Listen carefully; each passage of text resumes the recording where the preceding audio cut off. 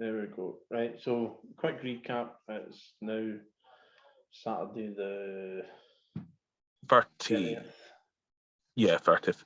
July 2022.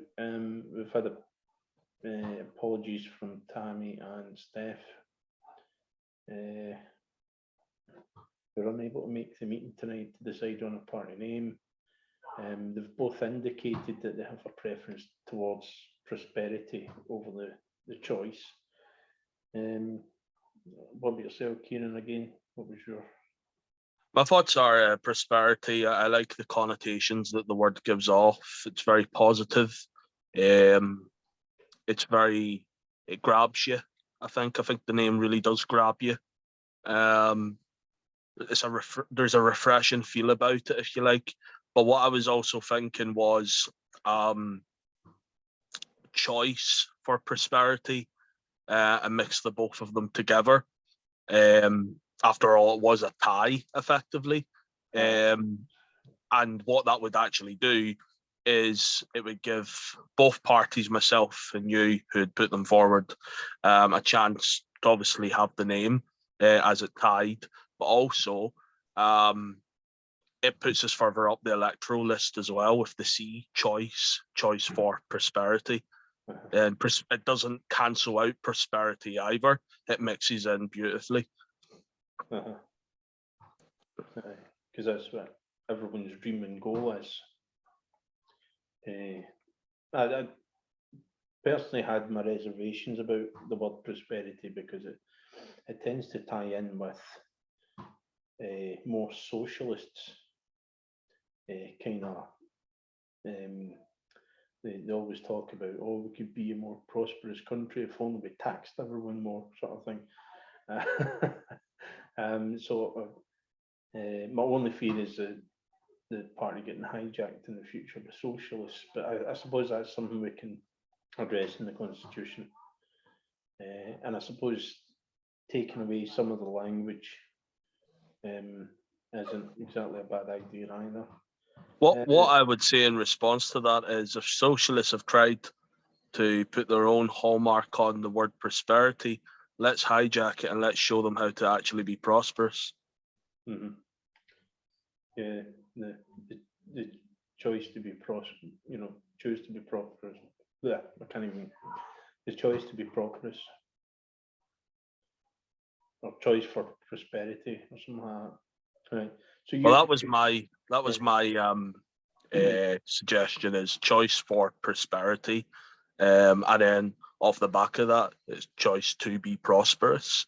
That won't be the official name of the party, but it could be the secondary name. That's our choice to be prosperous. But the official name is choice for prosperity.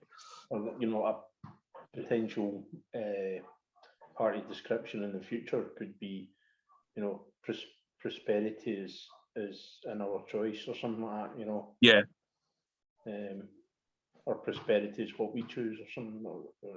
It makes good for speeches as well, because when you're talking to a mass audience, you want to use those types of positive words.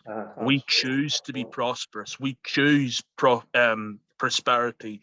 We know that Scotland, we know that the UK can be prosperous under a free market. It's really, really positive. Right. I'm happy enough with that. I guess you had a suggestion just before we started recording about putting a poll on our private Facebook chat. Yeah. Group sort of thing, just for everyone to vote, so that those who can't actually attend the meeting that are interested, they can actually put across their views. I say we put the poll up. Well, I think we should make a group first on Facebook for all of us, and then introduce a group. Sorry, and then put a poll up for 24 hours from now, or from whenever the poll goes up, and with three options: prosperity, choice, or choice for prosperity. Mm-hmm. What will we call the group? Secret party for now until we actually get the name. I suppose you can change the group name later on. Or TBC. That would TBD instead of TBC, to be decided. There we go. or Founders Vote Group. Yeah. Choose privacy, private. Privatization. We'll hide the group, only members. And we got Carly, who else is here? Kieran.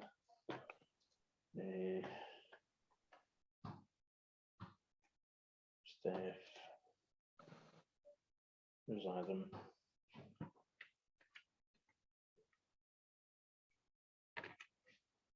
Adam Aitchison. Who else? There was Scott, wasn't it? Yeah. I think Tam Laird as well.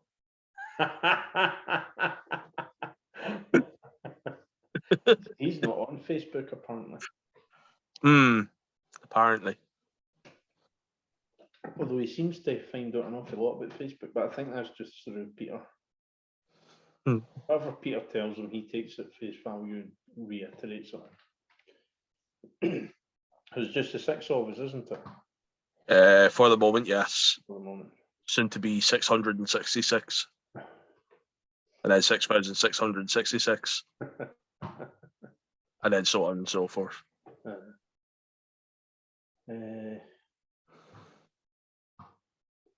Right, okay.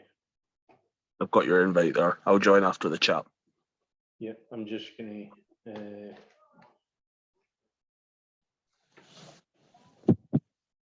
right. Vote on new party.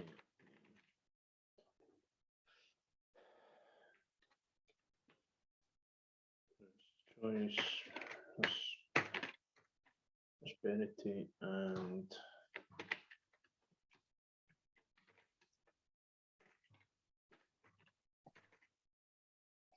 choice for prosperity. Voting party name, poll. What, 8 p.m. tomorrow? Yeah.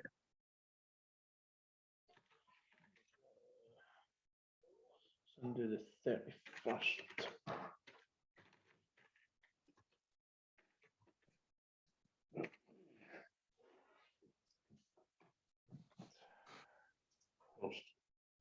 Right, so that's that then. So the decision on the name is postponed for this poll. Everyone's been invited. We'll fill everyone in on the group. Messenger. What we'll do is I will. Can't even share the.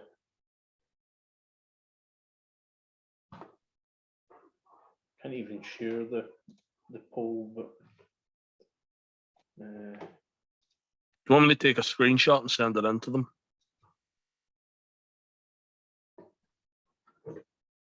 Well, it's on the computer. We'll just take a photograph of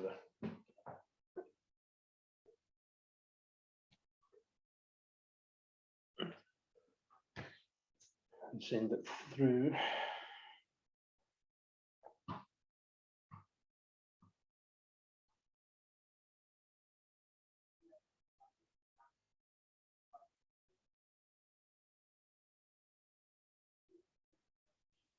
Please vote by joining the group.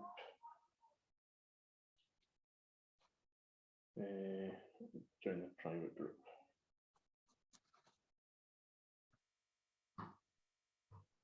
It's 8 p.m. tomorrow.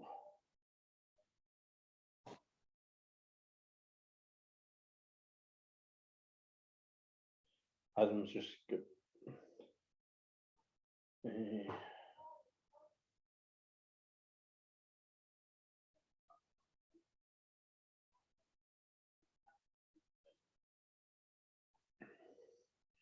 He's just put, sorry mate, been out with my laddie out and about then shopping. I says, no worries, just see the group chat and then sent him that picture as well. So you'll see that in the group chat. So Adam has also now sent his apologies.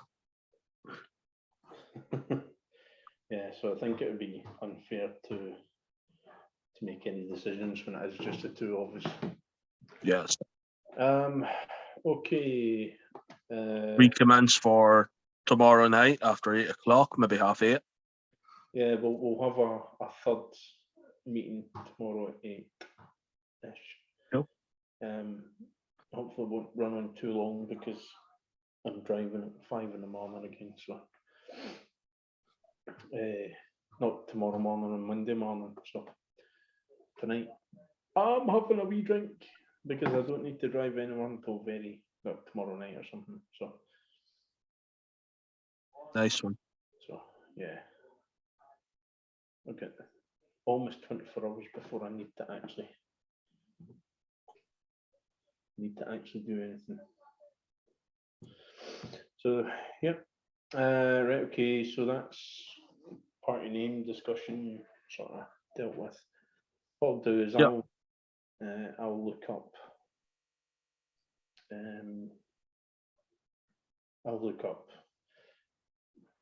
potential what do you call them, website addresses and stuff like that. We also need to write the subject for tonight was actually finding out who is going to be doing what roles just to get the party registered in the first place. So I think that the minimum 3 roles that we needed to fill out for the actual registration was the leader, treasurer, and nominating officer. Okay. I think, given everything that was going on with SLP, it would be perhaps a little premature to put me down as any of them, simply because in some branches of the party my name is toxic, and if some of our earlier members are going to be crossing over, we can do that in a more discreet way rather than having me front and centre. That way it's also not construed as the Stephen McNamara show either, as what people will speak about. Yeah, totally agree. You know, it's what I've been saying to some of the other members who've been talking about doing things, you know, publicly, and I've been saying to them, like, happy to support you and help you in whatever way I can. Just don't tell anyone I'm doing it, because right now you maybe get slated for it. Yeah. You know, it's not the ideal situation to be in, but that's the situation we are in. You know, I'm still actually, I have to admit, I'm still. No one wins. No one Right. wins. Kids, I'm in a meeting just now. Sorry. Not anymore. I'm here. No, close the doors, keep the noise down, please. Yeah.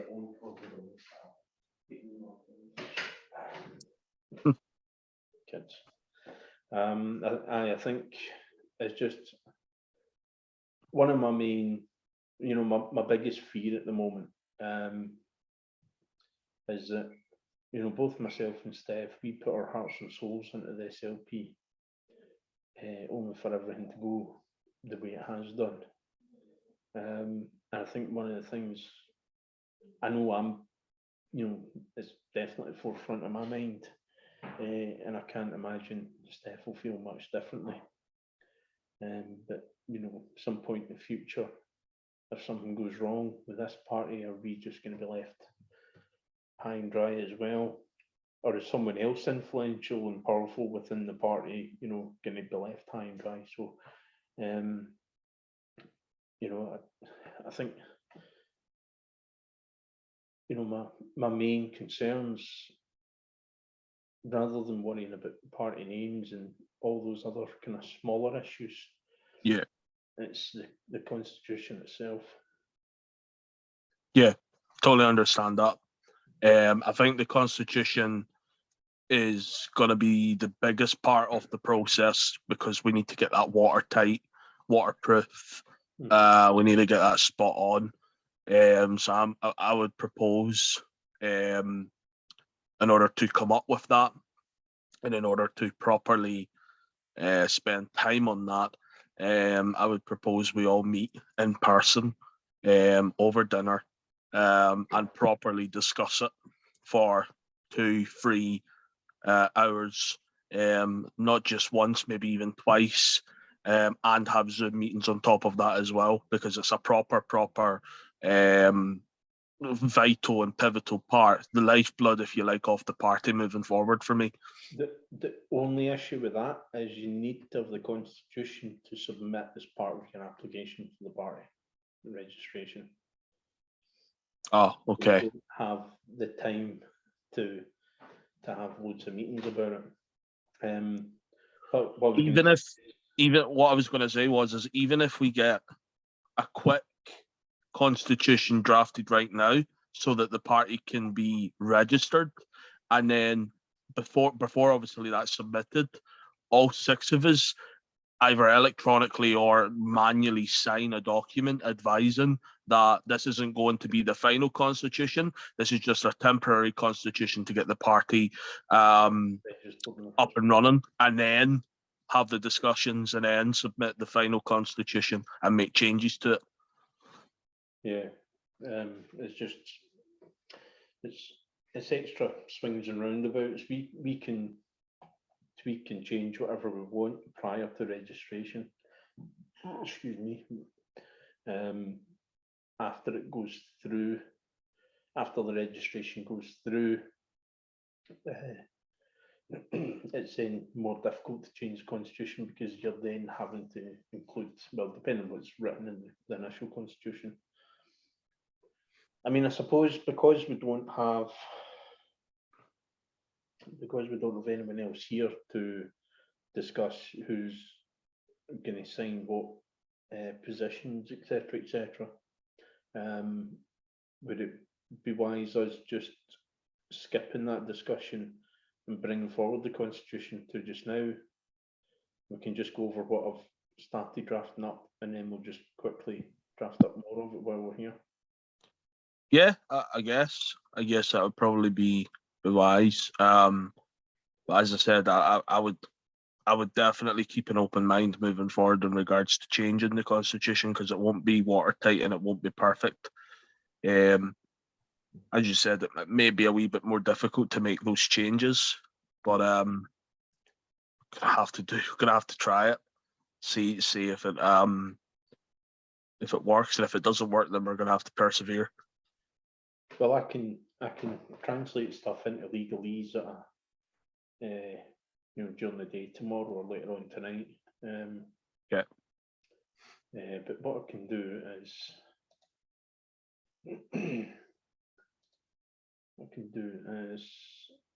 I can share the screen I'm on. It's like, so that you can see what I'm looking at here. So there we go. apologies if you hear any interference in the background. I've just got my fan on. It's just roasting. Ah, no, it's quite all right. It's roasting in here as well. What a background noise. So what I've got is the party name is whatever it is we decide it will be. The party will run candidates in all UK elections. The party will maintain its registration with the Electoral Commission. The party will comply with the Political Parties and Elections Act 2009, which will take precedent should there be a conflict between this constitution and the Act. I think that was, I put that in just to make sure. I think that's one of the technical things required within a constitution as part of the registration process. Yeah. But it's also, I think people kind of skip over how important that sentence actually is. Yeah. Certainly within the SLP, because it's like, they're all they were giving me shit about the police and the electoral commission getting involved, you know, and crap like that. But that line right there, you know, they have certain rights to investigate, and if we didn't, you know, if myself and Steph didn't comply with the requests, then that could have put the SLP's registration at risk. Hmm. You know, regardless of the accusation or the outcome or anything else, or our parties, you know, other parts of the constitution, you know, about data protection or anything else like that, or you know, stuff like privacy, or you know, the policies about the, you know, stupid rules in the government and stuff like that.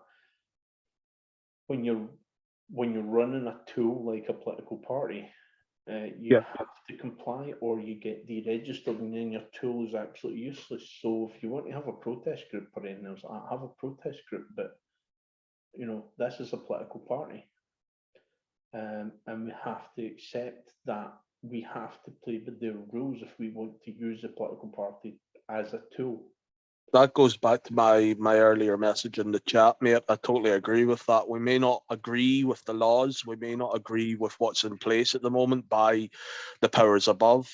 And in order for us to be a success and to change those laws, we have to abide by them first. It's like it's almost like a wolf in sheep's clothing. We're the wolf. We have to dress up as the sheep. And then when the time is right, when we've got enough of I hate saying this, but enough power, if you like, within the country as a political group, then we can make the changes. Then we can make the place a better place to live. Then we can cut all the red tape nonsense out, if you like. But at the moment, we have to comply with that. Yeah, exactly. Far too many people within the party just, they didn't get it, and I was filling because the police came. You know, it's like, but they just don't get it. You know, it's like there's folk there that just, we want to have a, you know, we need to be out there, you know, fronting protests, and you know, and getting our names out there and this, that, and that. That's in the present, but what about the future? You know, there's no forward thinking in that regard, in that mindset. And it's always about forward thinking, not just thinking 2 steps forward, but 5 steps forward, you know? So there has to be a sacrifice. People have to sacrifice a little part of their libertarianism, including me and you. We have to sacrifice our libertarian values in regards to this red tape nonsense, comply with it. And then, as I said, when the time is right, we then make the changes. We then go in for the kill and make it a more libertarian country to live in. Yeah, exactly. Because, you know, we'll do absolutely nothing if we just get kicked out.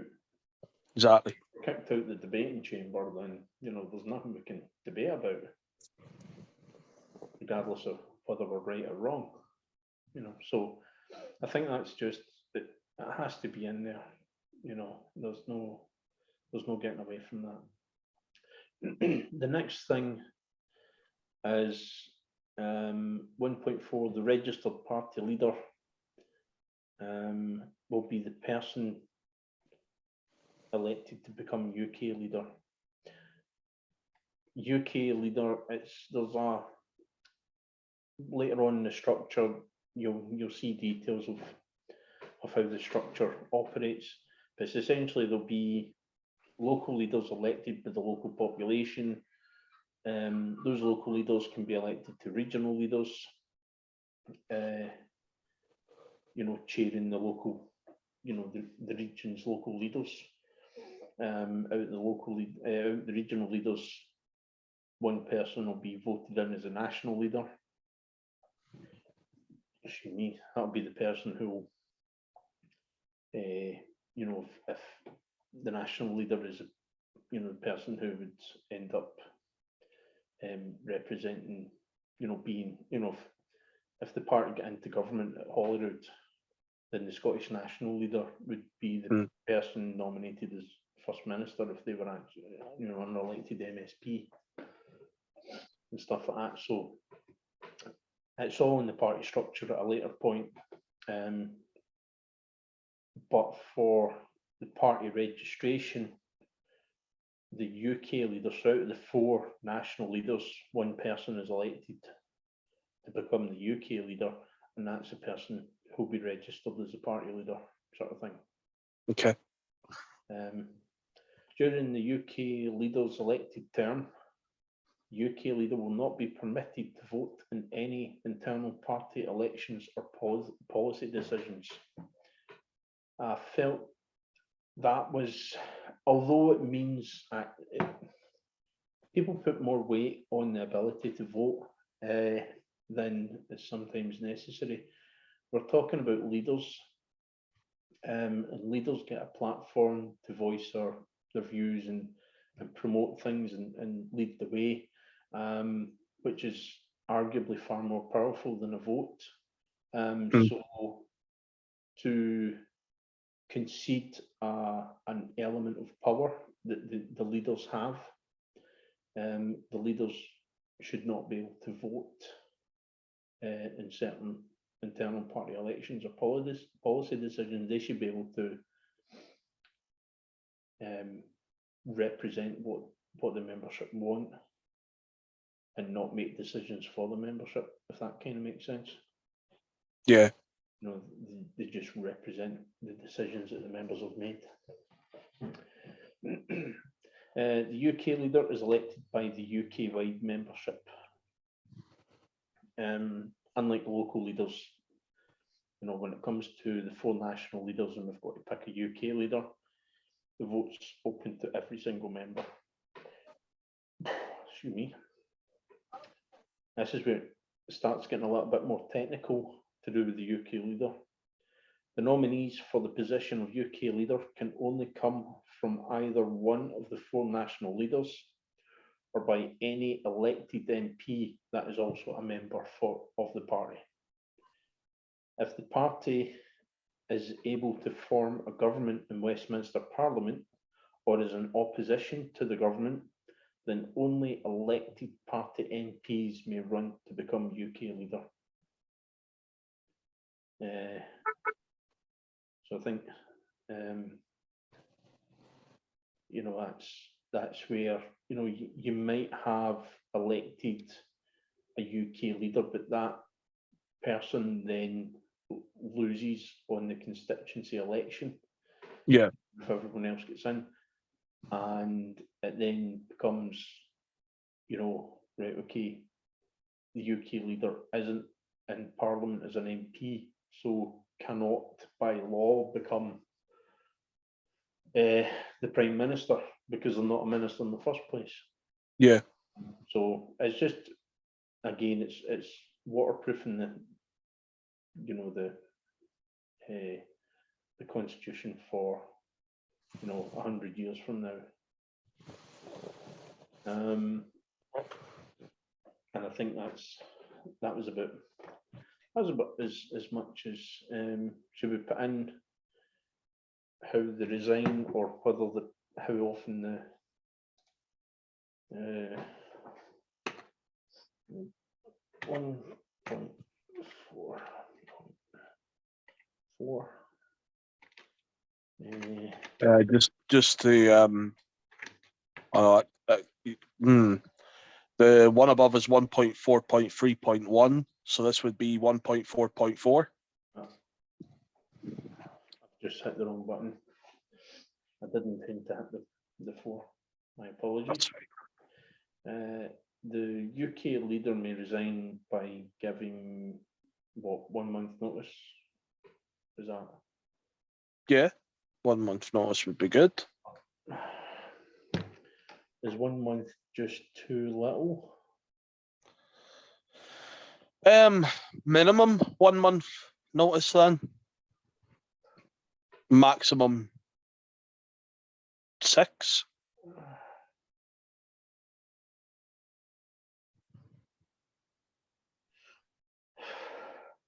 I'm just trying to think of the election process. We would have to give notice, we would have to give notice to the membership that the leader's resigning, Yeah.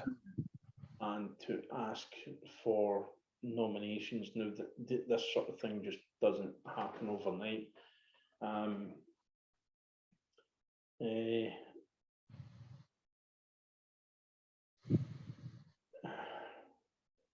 I suppose 1 month notice might be enough. Nominations. Aye, right. I think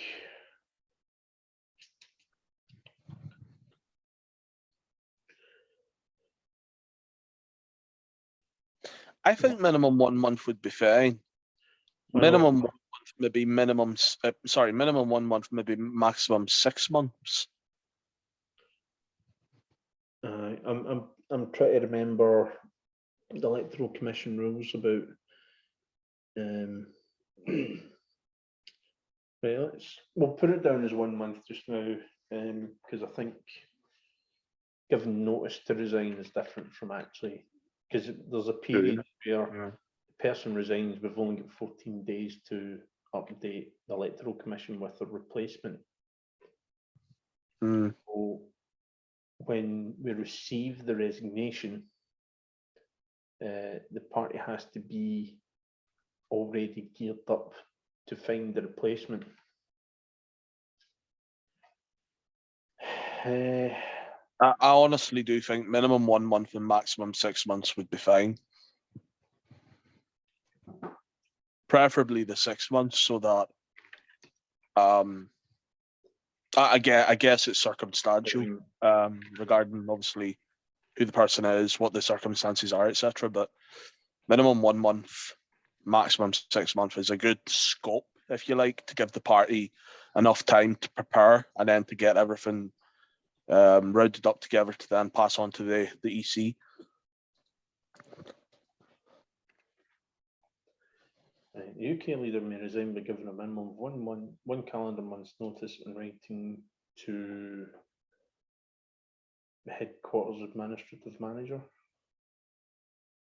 or the committee. Committee.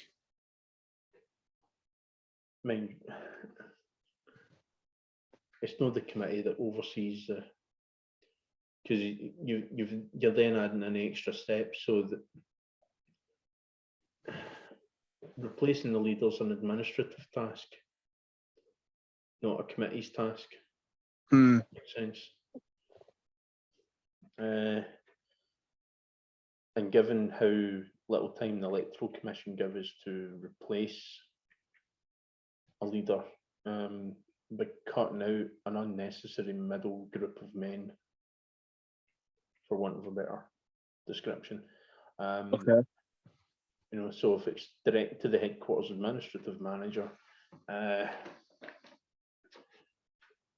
then that person who is the person who can put in the nomination process and the election process straight into practice. Okay. And so the UK leader may resign by giving a minimum of 1 month calendar notice in writing to the quarters.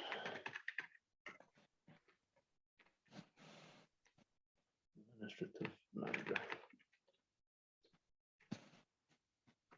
As part of that, 1.4.4.1.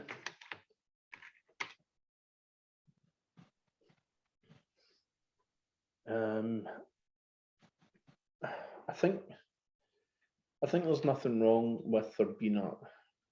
I know you were talking about a maximum of 6 months. Yeah. But I don't think there's anything wrong with it being a year, because if there is a set annual window for nominations and everyone knows when it is, then there'd be nothing wrong with the year maximum, saying, look, yeah, I'll, I'm elected this year. This is going to be, but this is going to be my final year. Here's my notice so that I won't rerun next year, sort of thing. Yeah, well, that's very true. Or the flip side of that is, I promise to deliver this in a year, and if I don't do it, then consider this my resignation. Yeah, so It's like an ultimatum. yeah, kind of, so, Yeah, I like that. or we're maybe just adding one too many sentences in, but right. Right.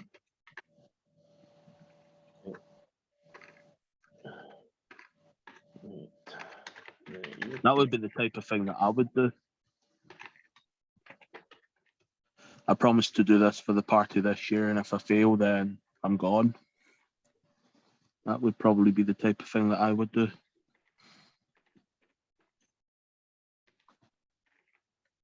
Because that really does give an incentive, not only to the leader, but also to the party to be prosperous. He's like how I did that there.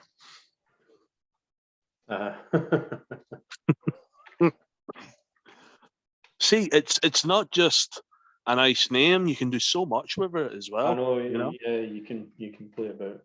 The UK leader may resign by also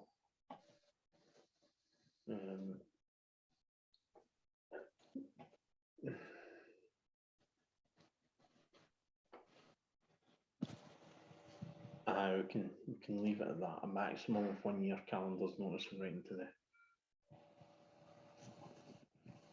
the UK leader's resignation may only be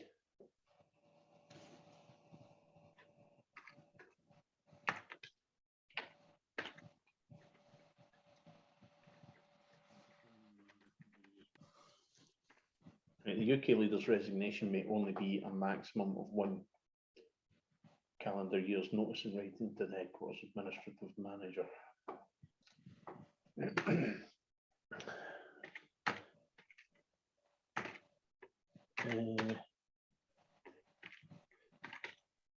UK.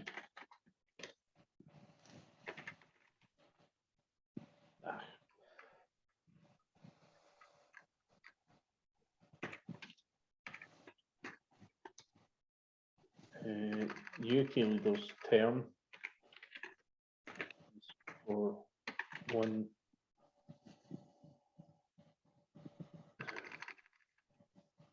is renewed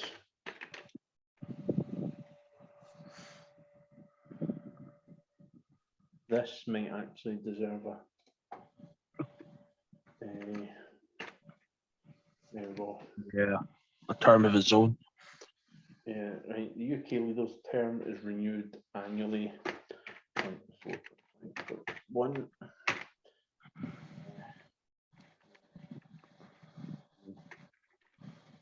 Leader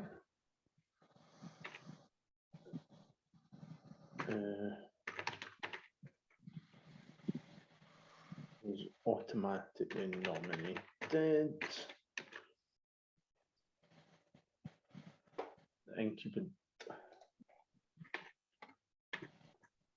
Incumbent. Why spell that? Incumbent. UK leader is automatically nominated each year.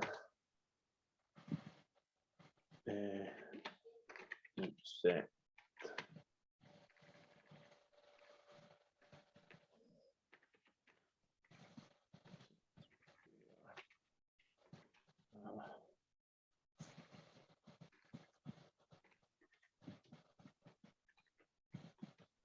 Resignation has been submitted.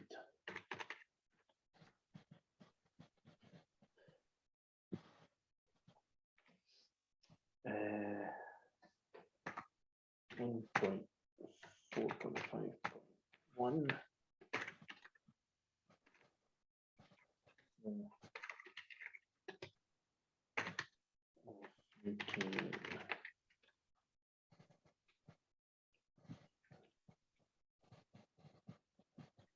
position of UK leader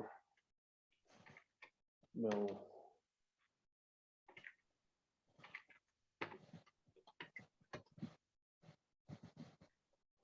be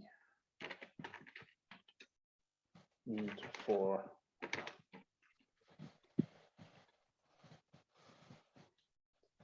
the term if no other have been received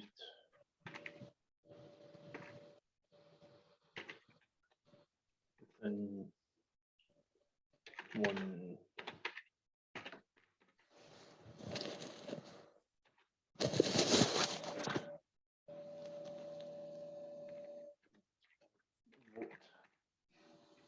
That sound fair enough? Yeah. Just means if there's no challenge and there's no vote, we don't need to waste time on running votes every year if no one says like, I'm pissed off and I want to be nominated. That should have been a 2.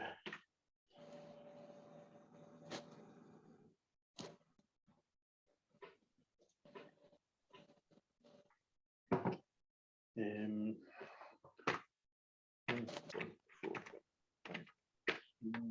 3.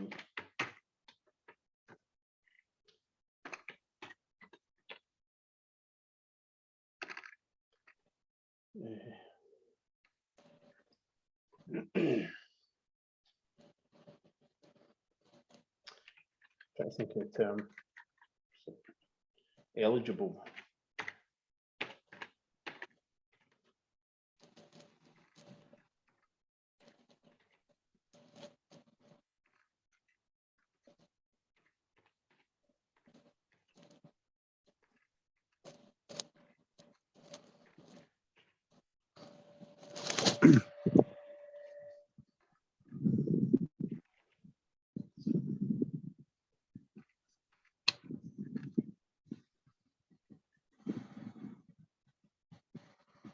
Eligible eligible members may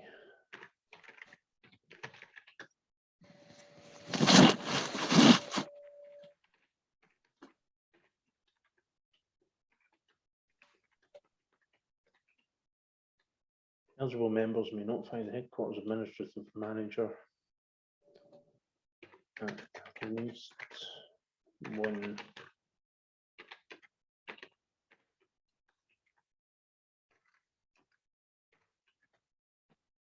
least one calendar month. May notify in writing at least one calendar month of the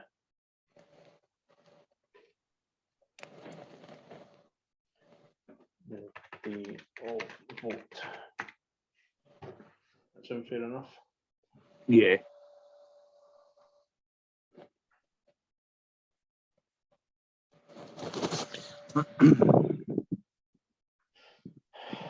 Um,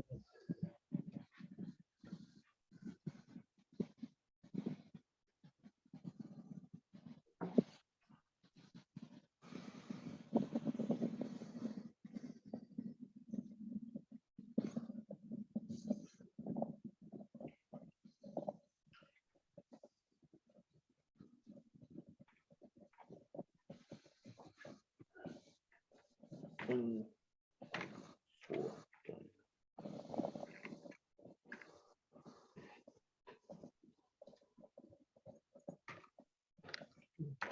4.6.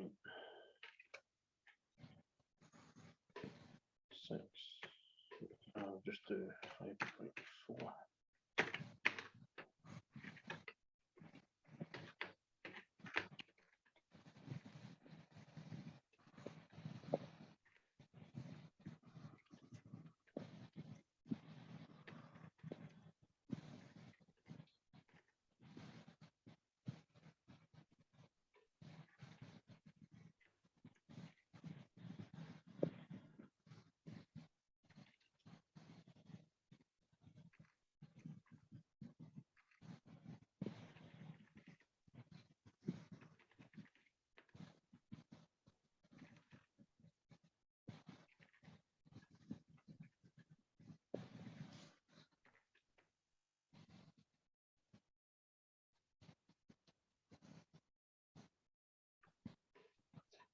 Headquarters Administrative Manager will notify the eligible members of the nominations. None of 28 days. Yeah. 28. 218 days.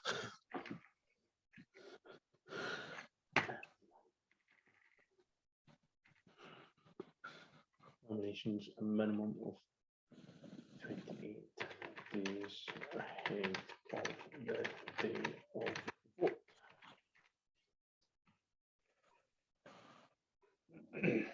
I think I've got internal party elections, so there'll be a whole section specifically about how the elections are run, and they will apply to all internal elections. That kind of makes sense. Yeah. You know, or that section will refer to all and how they'll be run, without getting into too much detail here.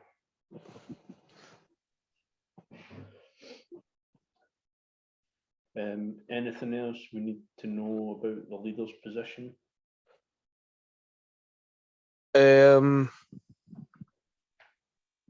Excuse me.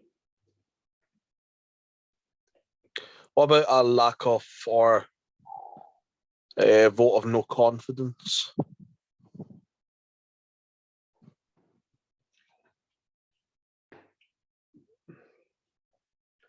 I think that will default to the annual election anyway, so everyone knows there's an annual vote. So if there is an air of no confidence in the leader, there's a set date anyway every year to replace them without having to disrupt everything else going on. Well, that's all well and good, but what if one day we're in power, and the leader isn't doing their proper job, and we're needing to replace them, and there's a vote of no confidence by the public?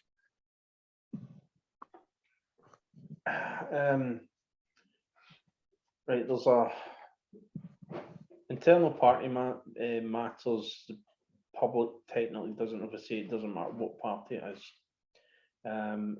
If you're referring to the membership, then the membership have this set day every year to, you know, to put up or shut up.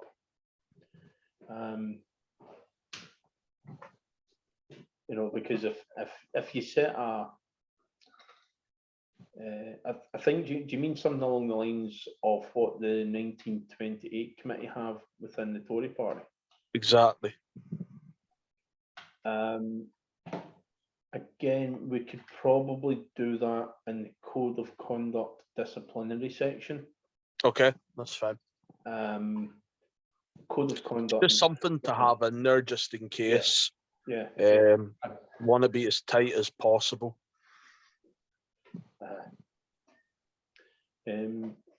Yeah, absolutely.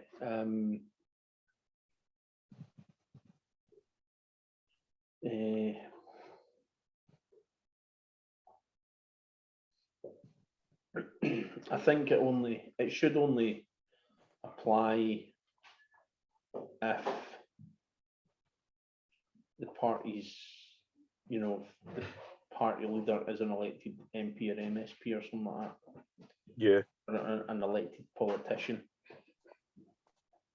If that, you know, if any leader, be it UK or local, is an elected politician, then they can be, if they breach the Code of Conduct, they can be hauled in for disciplinary.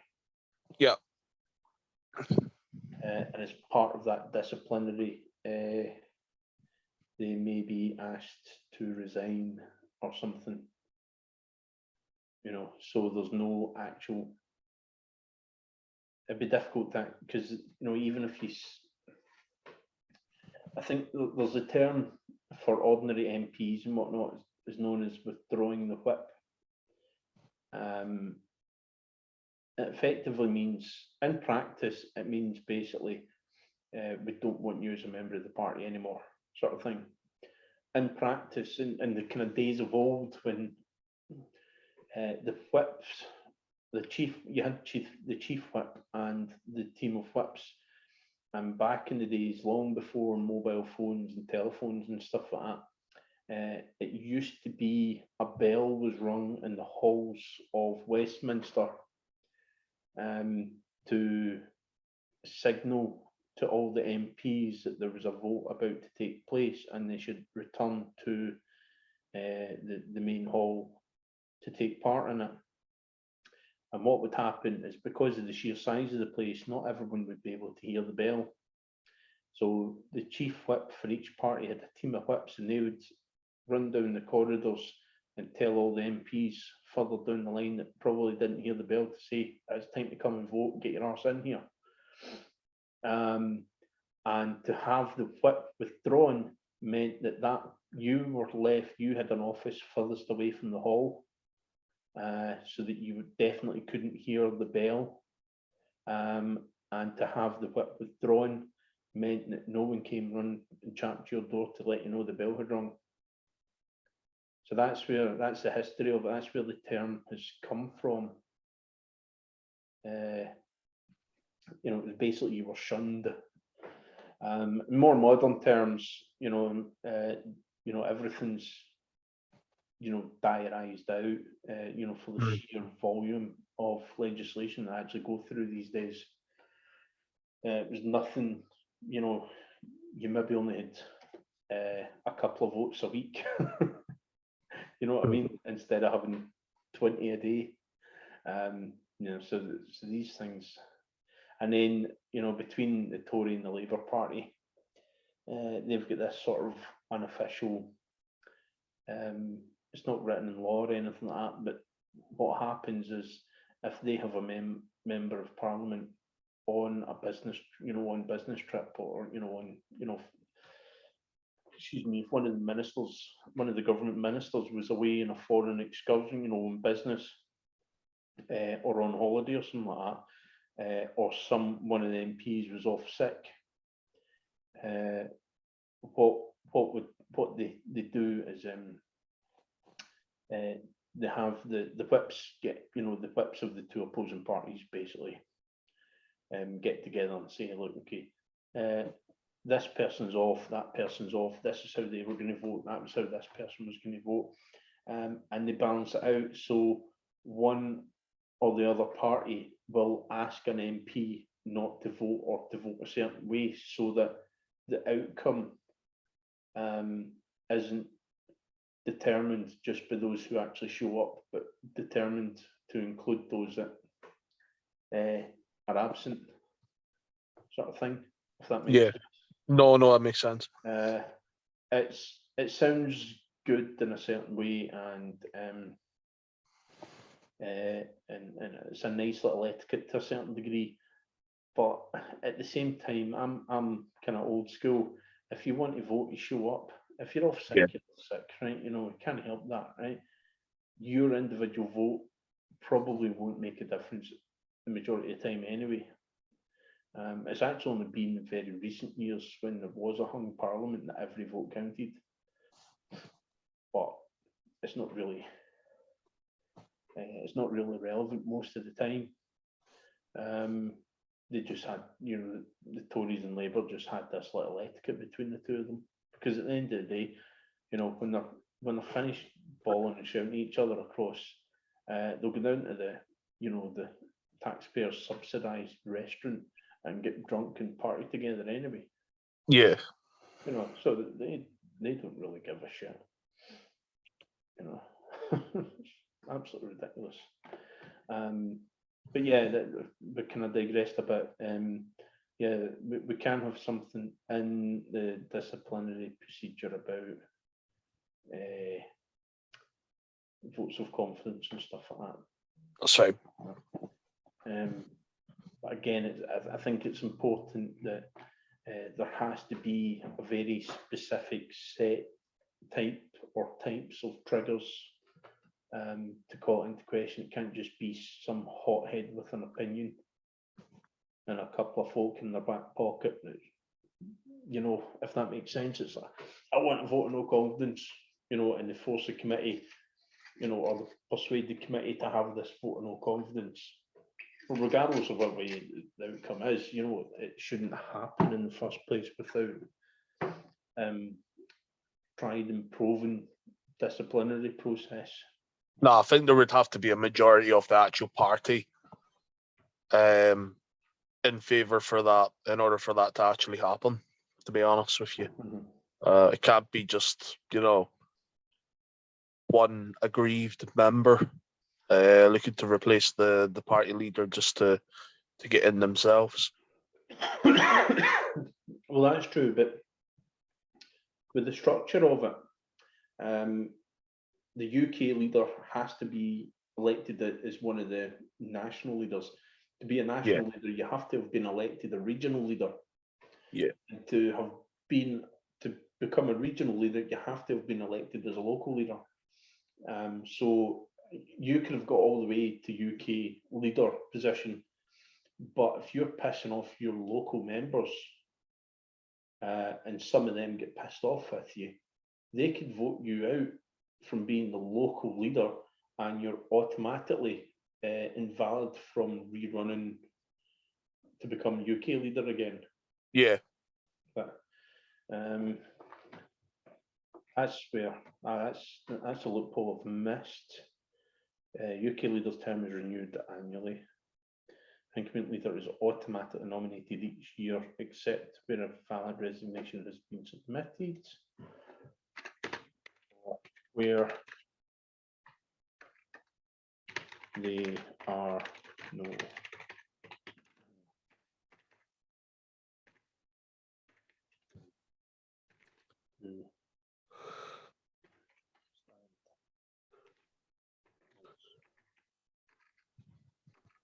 To stand for nomination.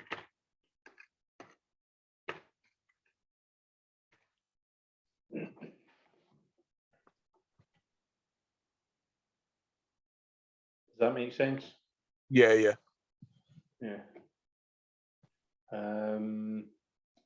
Right. Anything else about the leader, or will we move on to the treasurer? Not for the moment, but I'll keep thinking. I think if we get everything drafted up as much as possible, we can publish the whole thing to the local group and then say, or What's your thoughts? Our group, and then say, right, okay, stress test this, come up with hypothetical situations, and we will run the practice and amend a sentence or a word here or there to fix that hole. But really fucking stress test it.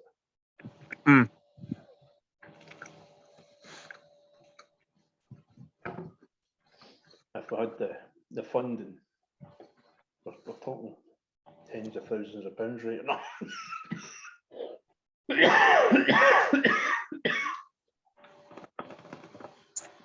But it might be worthwhile in the future, once we get members and stuff like that, having a solicitor review it. Yeah.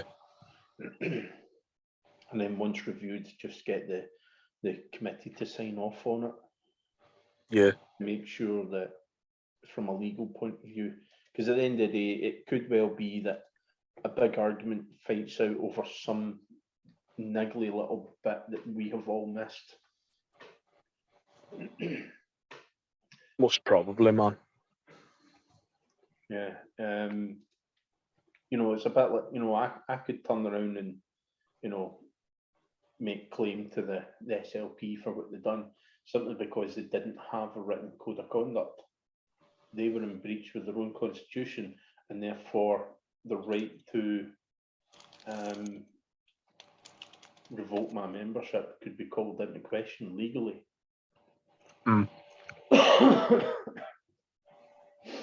Which is a kind of unlibertarian move to call on a court to sort out an argument, but at the same time it can be argued that it is a libertarian. You're asking a third party to review your, because that's what it is, it's a contract with the member.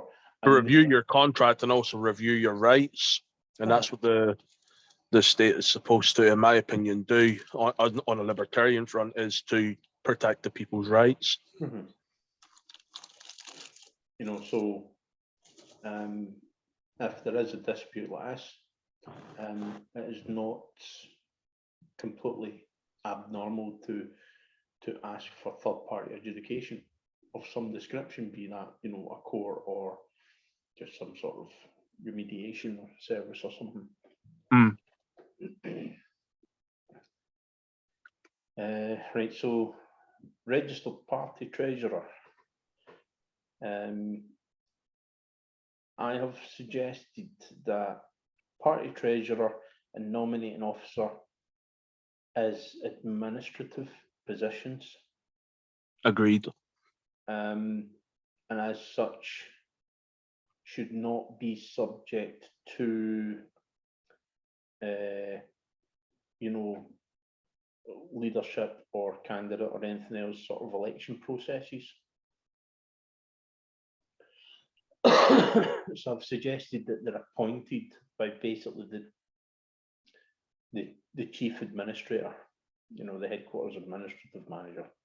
It's a long title, we can probably shorten it down to something else, basically.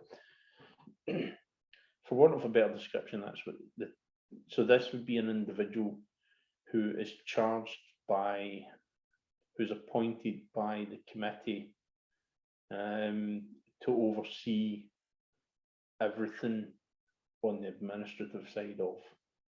But it'll be long term. So I was going to suggest further down that the position is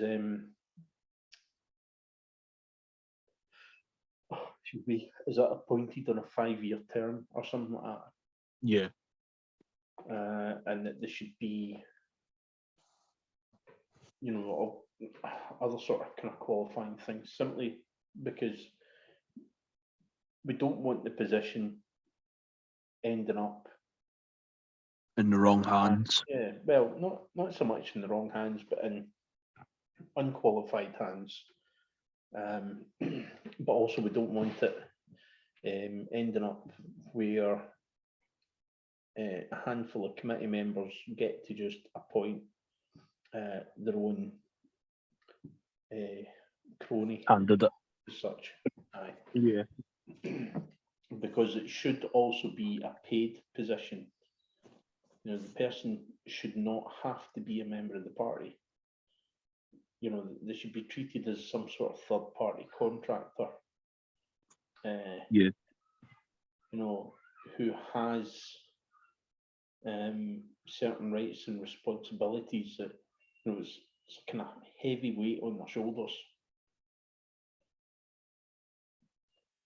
So I was going to suggest, as part of the party structure, that the administrative team is run through a separate registered limited company that the party actually owns, so that it's not owned by, it's not An individual. Yeah, it's not owned, or there's no shares issued to any other individuals. It is literally any profits this party this company makes are automatically paid as dividends to the party. Yeah.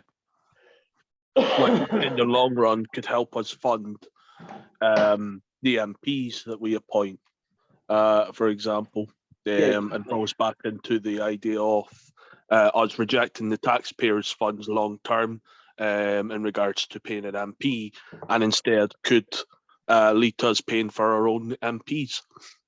Yeah, exactly. So or MSPs. Exactly.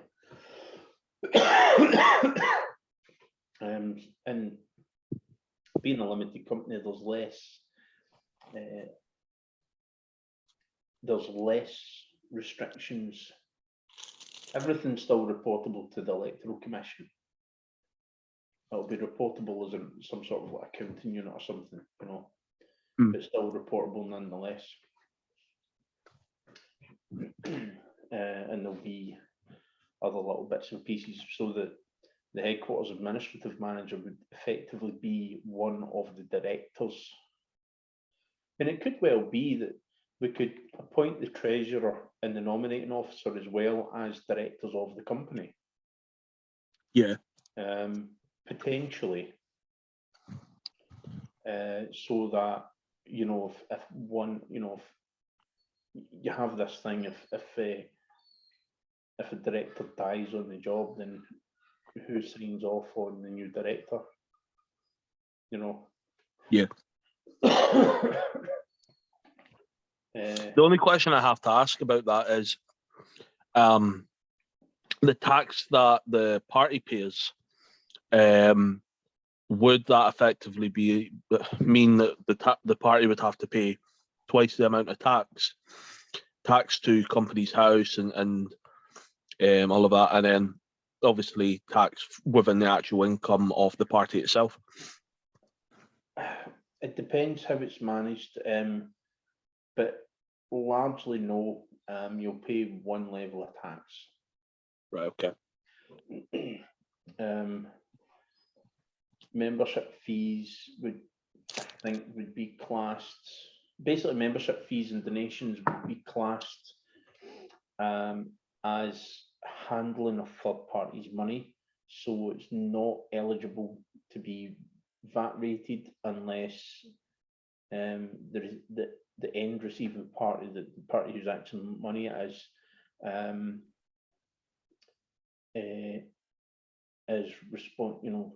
liable for paying VAT.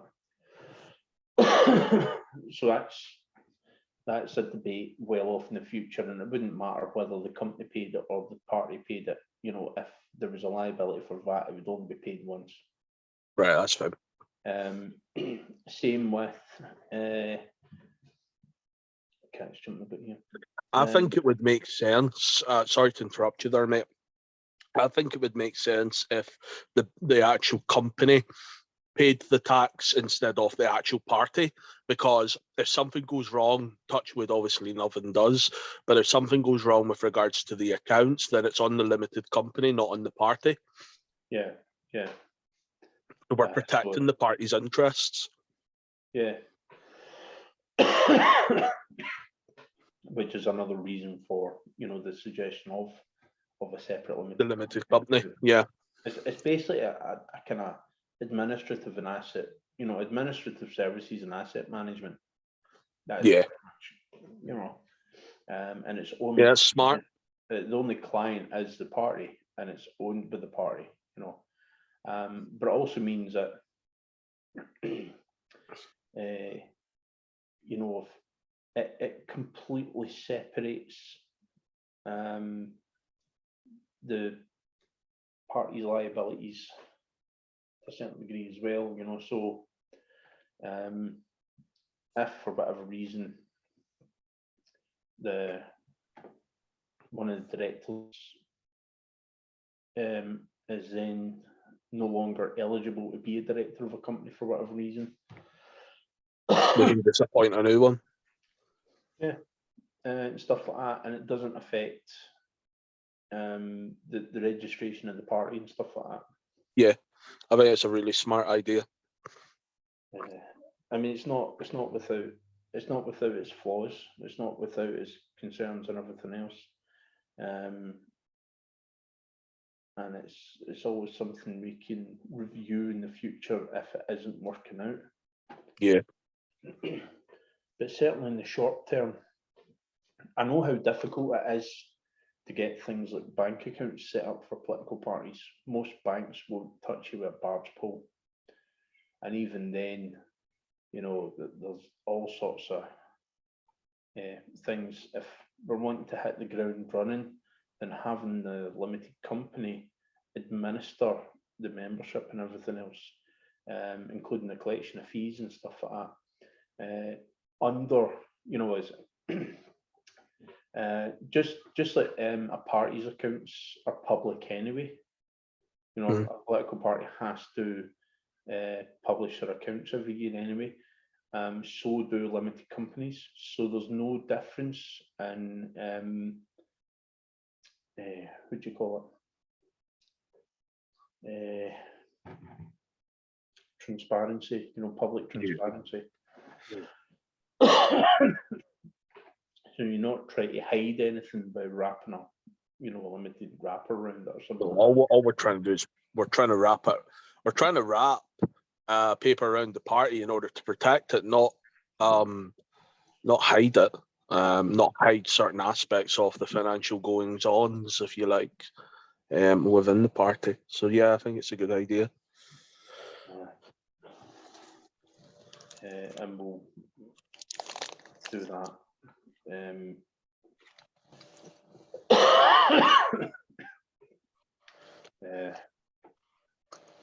Right, so the registered party treasurer will be appointed. Oh, that was something else.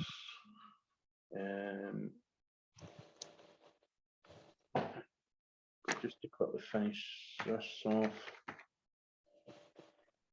1.5. There.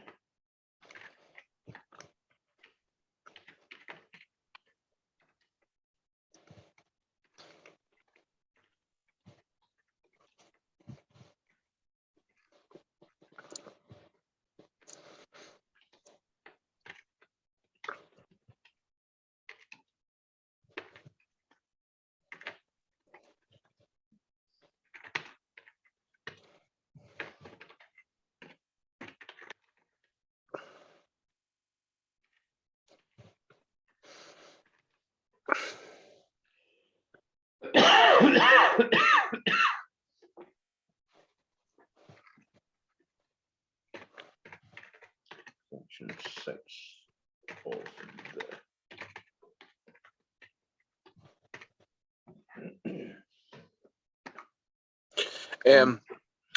What about the actual process of appointing the headquarter administrative manager? that would be through the committee. Through the committee, right? Probably best putting that down in there then. Aye. We'll do 1.7, sorry. 7.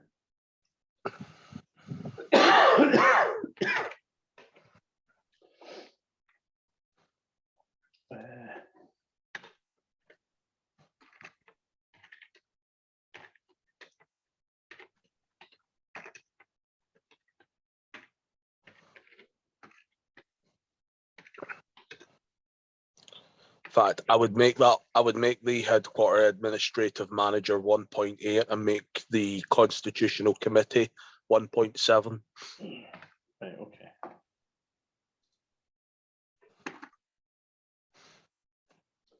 I've got in the party structure, so I might be duplicating.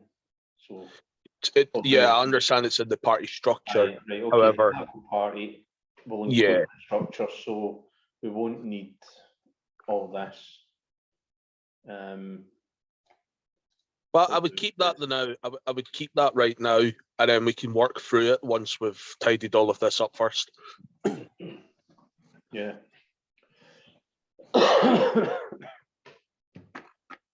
And 1.8. Okay. So notify the party of the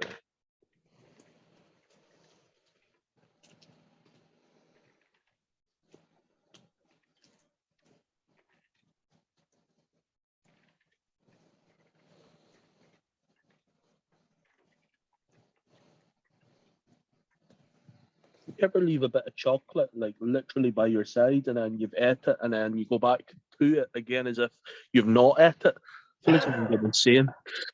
Maybe I'm just too fat.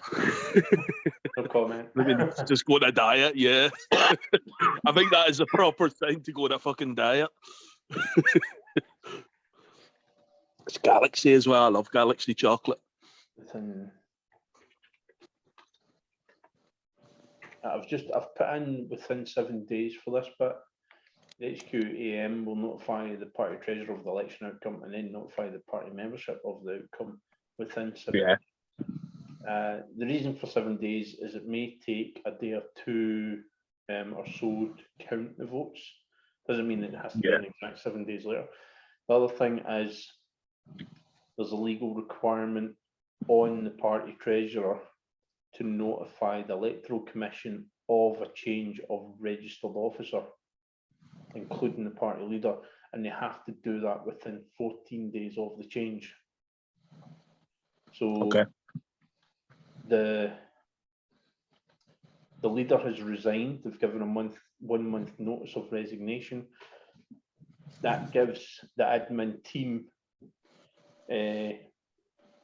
effectively just a few weeks,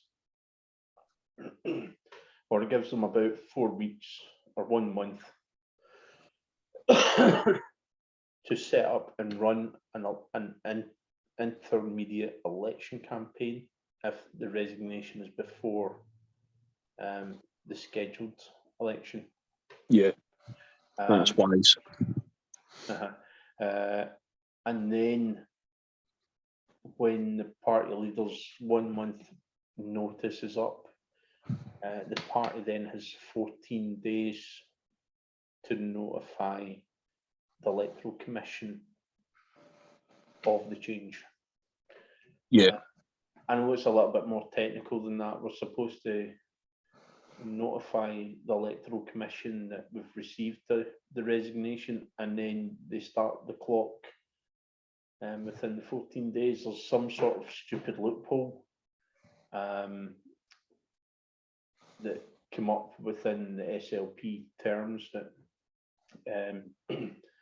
although Liam technically didn't break the law, even though he was supposed to notify the Electoral Commission that I'd replaced Heidi as a nominating officer, because he didn't, the double incompetence, because he didn't report Heidi's resignation in the first place, the 14-day clock didn't start. At all. At all. Yeah. So the party was without a league, without a nomination officer. Yeah. For a They were lot lucky. They were lucky, in fact, that they were double incompetent then. Or had Heidi actually copied the letter of resignation to the Electoral Commission, as she should have done as well. It's not entirely the Treasurer's fault. In fairness, she probably didn't understand the law. She was literally just a paper nomination officer. She wasn't an active one. So it's not really her fault. She had handed in her resignation. That's what I was going to ask you about Heidi. Obviously, I've never had the pleasure to meet her yet. Do you think she was at the wedding? Oh, was she? Oh, I've maybe missed her. Sorry, I've maybe missed her then. Steph's maid of honour. Okay. Do you think she would be able to come on board? She's not a big fan. I dare say if it'll be a kind of Scott scenario, if everything's up and running and working out, he'll maybe join in. Same Right, with okay. Heidi. But Daniel's quite in with the Liberty, even though he's friends with us. Oh, Still in with, right. So Heidi is Daniel's wife. yes. Right, okay, that makes sense. Right, sorry, mate, I'm not up to scratch in regards to No, people. it's quite all right. It's quite all right, so Daniel was one of the candidates. Daniel, ironically, came to me for help with his nomination papers during the election campaign because he wasn't getting all the help he needed off of Tam. Do you know what I think it'll boil down to in regards to candidates from that opposing party now? It'll boil down to the fact that party is not moving forward, and people don't need a Stephen McNamara or a Kieran Van During or any other type of member to come along and tell them that. Okay, that's going to be prevalent in the next year or 2 years maximum. And when we have this party up and running, and we've got this party finally on the road, if you like, and we're making more progress than a party that's 10 years old right now, then I don't think the fact that him being friends, or anyone being friends for that matter, with the leadership of that opposing party is going to make any slight difference, unless they are blind with faith and loyalty within that specific leadership group. So I think natural selection and natural events will take its course. Mhm. Yeah, it probably will. I mean, they're on to hiding into nothing. Yeah. So I think the likes of him and Heidi, Jonathan Rainey, etc., really passionate and really valuable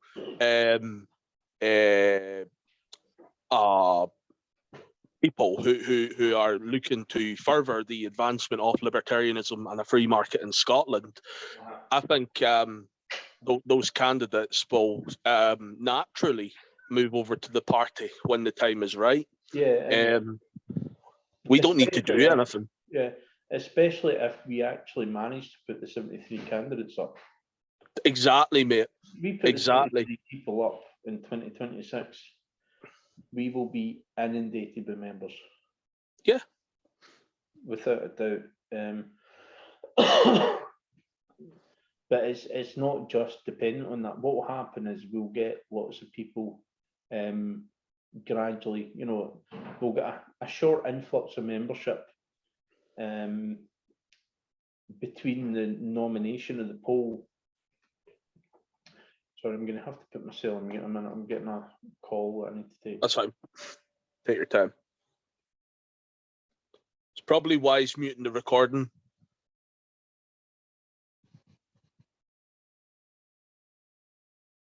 Or pausing it, sorry.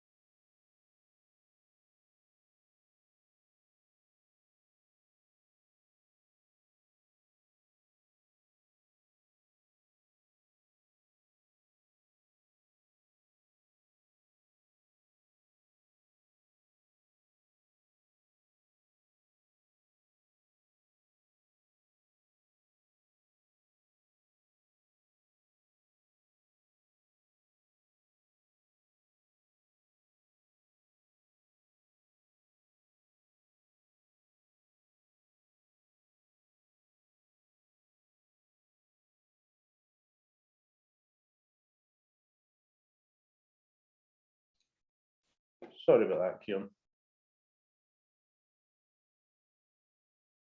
Yeah, not a problem at all, mate. Sorry, I had myself on mute. I'm just sending a message into the chat. You mentioned Jonathan Rainey there.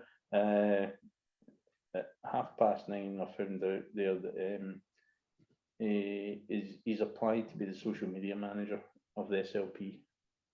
Oh, really? Wow. And he's awaiting a reply. I feel sorry for him in some respects because he does all that work and everything, yet he gets no formal recognition. And at the last AGM, I know because I was within that inner circle that his name was brought up again as close second or third to the Lion of Liberty award, but it went to Liam, I think. It went to Liam.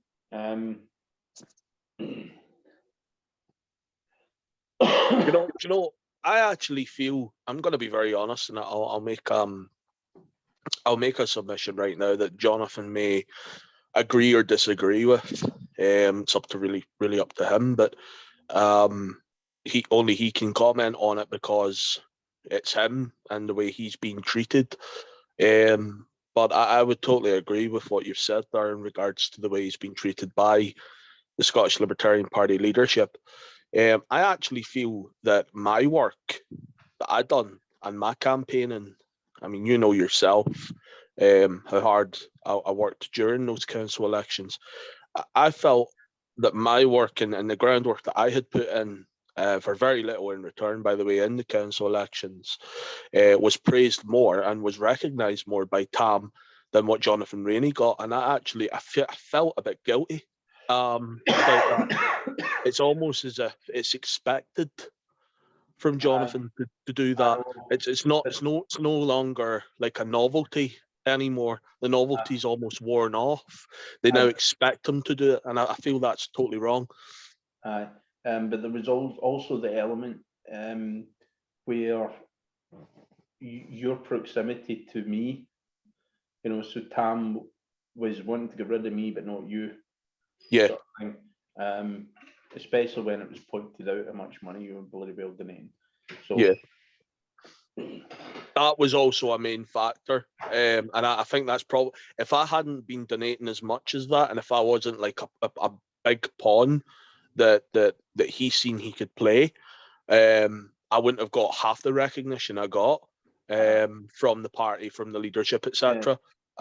He knew fine well he'd screwed up with Steph, but rejecting everyone by default, and that was his anger at me, rightly or wrongly.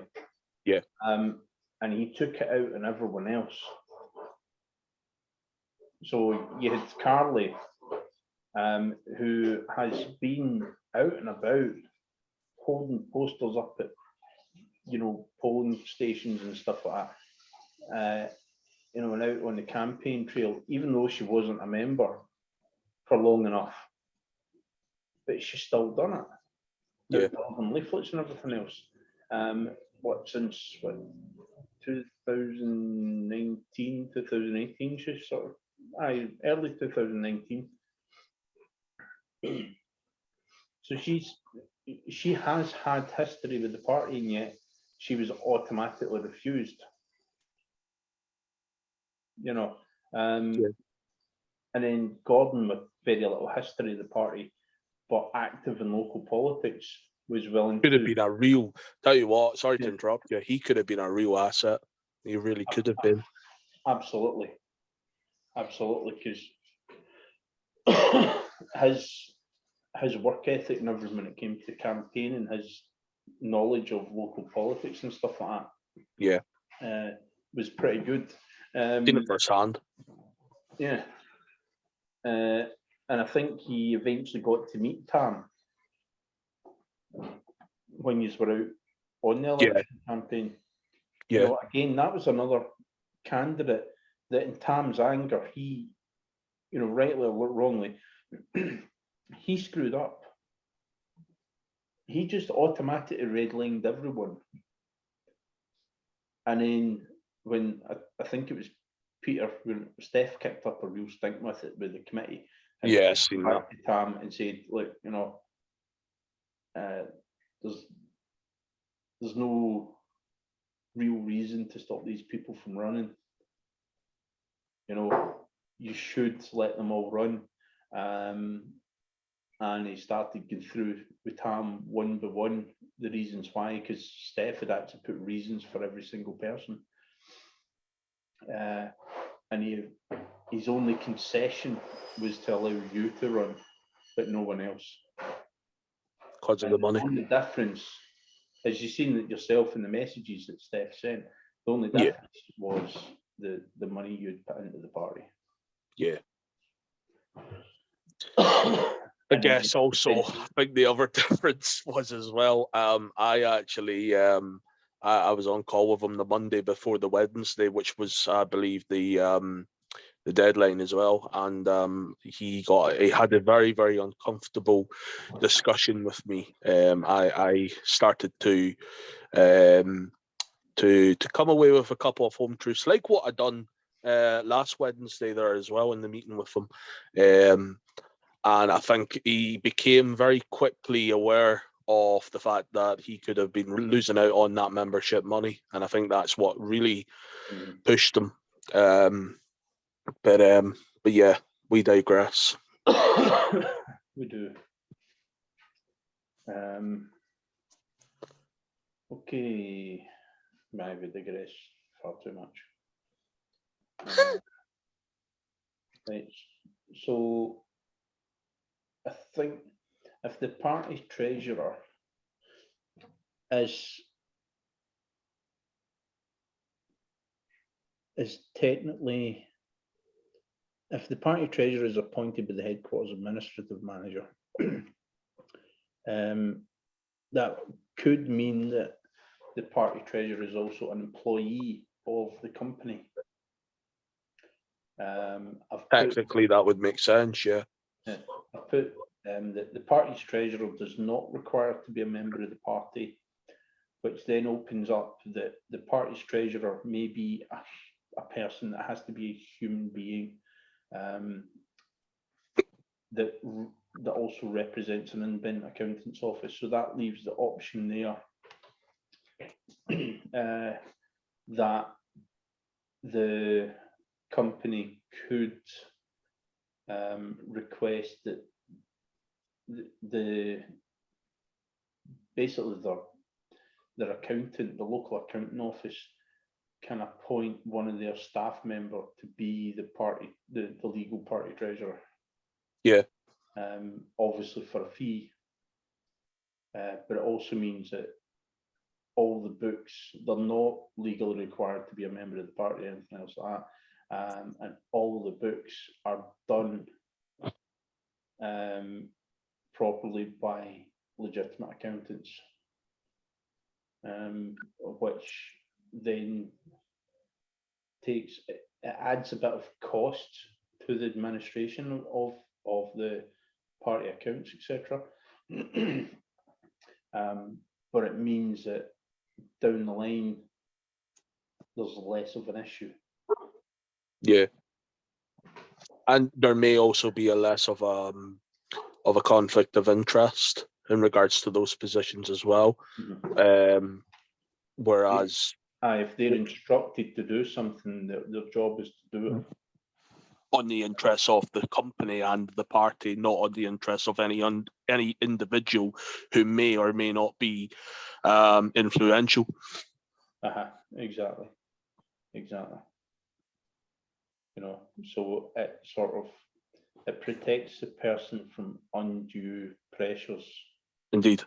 That they're in a completely separated bubble.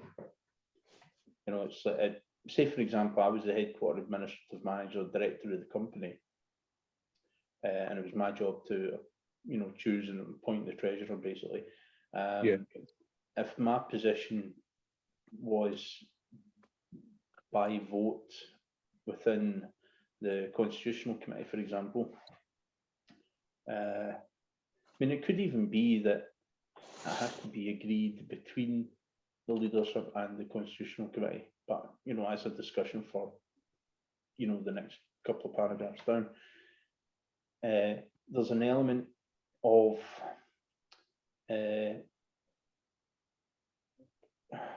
responsibility and liability, accountability, that's the word. There's an element of accountability to the party, because the party is the shareholder, the shareholder of the company, and it's a shareholder that decides who the directors are of the company. So that effectively means that the committee and the leadership could technically vote and appoint, unless we make it solely the committee's decision and keep it separate from, so it's that the appointing the director of the company would be the committee's job, and voting on policies and manifesto content would be leadership's job, sort of thing, and allow them to concentrate on their own things without them having to worry about the other. That kind of makes sense. The leaders meet and they talk about what's working, what isn't, what's relevant for certain areas, etc., etc. And then they can knock their heads together and agree on something. But there would have to be set timetables and deadlines for certain things. So the administrative team can notify the leadership decision-making process of, okay, we need to put out a manifesto. This is going to be the structure and layout and everything else. This is what we need from you to put in it. You know, get to work sort of thing. And then the Yeah. leadership will make those decisions and then go back to, you know, The membership. yeah, or to the administrative team who are handling the physical aspect of publishing the manifesto. Yeah. Or any sort of leaflets and stuff like that. You know, so the administrative people could be made up of, you know, professional website developers, or, you know, contractors, or, you know, anything else. You know, so for example, you know, we've used Minuteman Press quite a bit. You know, so one of the contractors for leaflets could be Minuteman Press. You know, again, they don't need to be members of the party, etc., etc. They are literally just a contractor. And they would, you know, well, you know, Susie, she's really, really good at designing stuff in such a way that it works, it draws attention, it keeps attention, and things like that. So, yeah, there's ways of doing this. I think another good company, and this isn't for print, and this is more for distribution. The distribution side of things, the company that I used for my campaign, Christ, what's their name now? Let me find.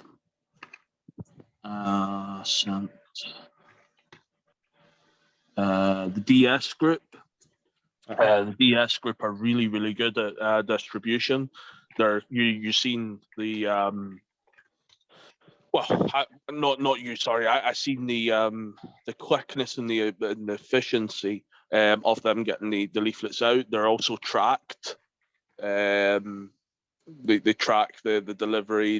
They actually provide you invoices as well, and provide you a certificate when the leaflets have been delivered. So I think DS Group also are an option for distribution until we can obviously find our own distribution company, because I think that would probably be wise. I liked your idea a couple of months ago in regards to finding our own distribution company, so that we can then obviously control our own distribution. But yeah, I mean, the good thing about this structure is that the limited company that the party owns could purchase a leaflet distribution franchise. Yeah, And exactly. employ staff to do it. You know, it doesn't have to be politically motivated or anything. It's a business in its own right. It's an investment in its own right. It could produce profits for the company to donate to the party, or to pay its dividends to the party.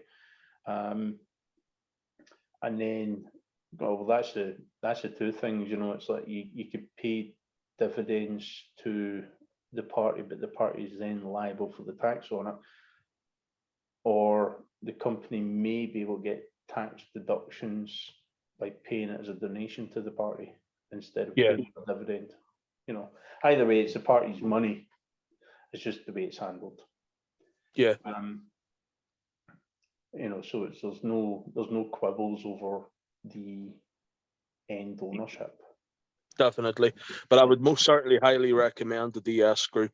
They are absolutely unbelievable in regards to their service, so I would take note of that. I certainly have, and I would probably suggest that moving forward for the party. They're quite cost efficient as well. I think mine's only cost is it like £350 to deliver to like 6,000 households. It's quite good.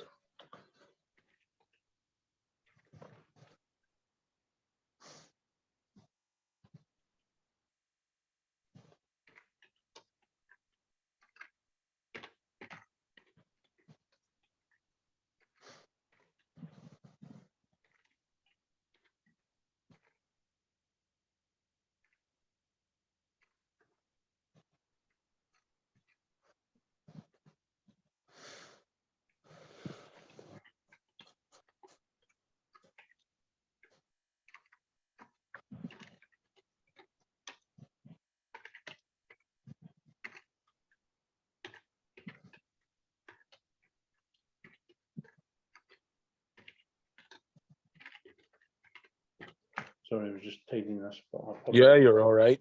You're all right. Party treasurer may resign by giving a minimum of 1 month's notice in writing to the headquarters administrative manager. Headquarters administrative manager must appoint a new treasurer no later than the date the incumbent treasurer resigns.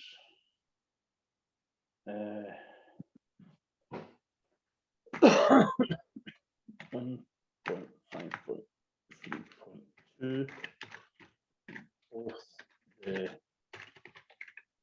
moving. I think what will be good as well in regards to the party structure is to make it easier for people to comprehend the actual outlay of the party. We create like almost like a family tree structure.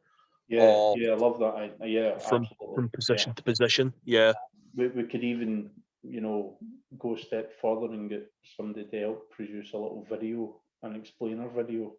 yeah, that would be fantastic. I think Absolutely. also new members in the future who join the party should be sent that video just to obviously allow them to understand it. And they should be encouraged to obviously save the video if they have any questions. They can obviously refer back to the video as well. And it just cuts out an awful lot of explanation. Yeah, exactly. Because most of the time, I mean, I see myself doing it when I joined the SLP. I was like, oh my fucking God, there's so much words. And you're looking through it and it's going, what? Yeah, exactly. So instead, we can break it down into like an explanatory video for new members as part of the new membership packs that we give out. Sorry, I tried to read the Conservative Party's constitution recently to get ideas of how theirs is done. Oh, and holy shit, it's an actual thick fucking book. bloody hell. Full of legalese and every possible scenario or situation, It's covered. Yeah, it's like that. What do we do if our party controls the government and the Prime Minister, who's a member of the party, gets blown up in a terrorist attack? Bloody hell. It'll probably, I didn't actually see that stuff, but the book was thick enough that you probably see all that in it. It's insane. That's actually really, really good at the same time. I mean, albeit it's quite hard to comprehend and get your head around and probably hard to govern, but at the same time, at least something's there. Yeah, the rules of it's written down so the surviving members have something to fall back on and say, right, okay, what do we do here? And it's exactly the same. We all right, we'll maybe not go into that much detail, but we need to make sure it is watertight. Yeah. And it's like the internal party elections, that's including candidate selection systems. So one of the rules I want to make sure is that constitutional committee members and administrative members are not allowed to run as candidates. So I think the candidates fall under local leaders and the leadership side of things, if you get these three separate branches to the party, for want of a better description, they all have their own separate responsibilities and you can't cross over, so you can't run it as a candidate if you're on the committee or if you're one of the administrative members. Yeah. However, as part of the fallback is that, there'll be a timeline, a process for selection of candidates. The candidates will initially only be eligible to run in their own local area. If all the positions are then filled following that election with the local members picking the local candidates, then great. If there's any areas that are not filled, then the local leaders can then appoint candidates who were not elected into the proposed candidate position. They can then be nominated to basically fill the gaps until Hmm. we run out of gaps or run out of candidates. Yeah. If we've run out of candidates, the deadline's looming, and there's still gaps that we need to fill, we then go to the Constitutional Committee and we then go to the administrative team and say, and the local leaders can turn around and say, right, we've appointed all the candidates we can. Hey, Dan. Okay. I was wondering if there's any crisps. No, there isn't. I told them that already. All right. Nada. So the local leaders, when they're still trying to fill a place, they've used up all the candidates that applied to be candidates and stuff like that. You then go to the Constitutional Committee and to the administrative teams and say, we need volunteers to run as paper candidates. You know, Yeah. can we get any of these? And even at that point, if there still isn't enough bodies to fill all the election positions coming up, you know, if we need 73, we've only got, 56 or 57, then, we can then start going to local leaders and existing candidates and say, look, any of you have a brother or sister, an aunt, uncle, cousin, any family members or anyone else willing to put their names forward as a paper only candidate, Yeah. just to help us out, then the local leaders are the best people in place to say, right, okay, because that strengthens their overall campaign. Just as you've seen, you had a really, really hard time at the last council elections. If you had all nine wards covered in East Ayrshire, then you would have had a better platform. You would have got more media coverage in the Kilmarnock Standard and stuff like that. It was, I honestly, the only media coverage that I had got was a mention in the Daily Record that I was standing, and that was it. That was literally it. Yeah. Whereas previously, I mean, look how much coverage Steph got. Look how much coverage I got. I even got an article written about me. Hmm. The first time I run a by-election, Steph got an article written about her when she was running the general election. Every week in the 4 weeks running up to the general election, the SLP got an article in the press that Steph got to write. So, she got interviewed for, but every single week in the run up to the election. Hmm. And you don't get that if you don't run the bloody candidates. So by that point, we'd already stood in a by-election. We stood in all 9 wards at the council election. We missed the Europe election, sadly. I was begging Pam to let us run, just put somebody down. Yeah. He said no.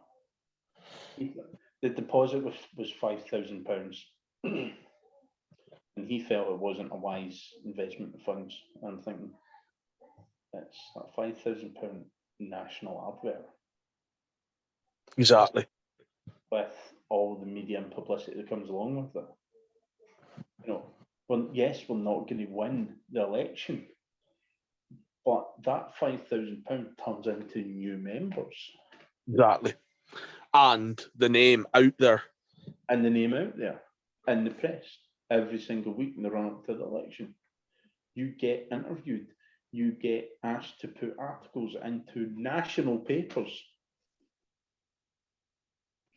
You then get, folk like Ballot Box Scotland, the guy for Ballot Box Scotland, Hey, Dad, I just want to let you know that I'm going to bed now, so I'm going to be sleeping in your bed. Where am I sitting now? Most likely in Mum's room chair. Sorry, Dad. I'm the boss then. You hear that? She's the boss now.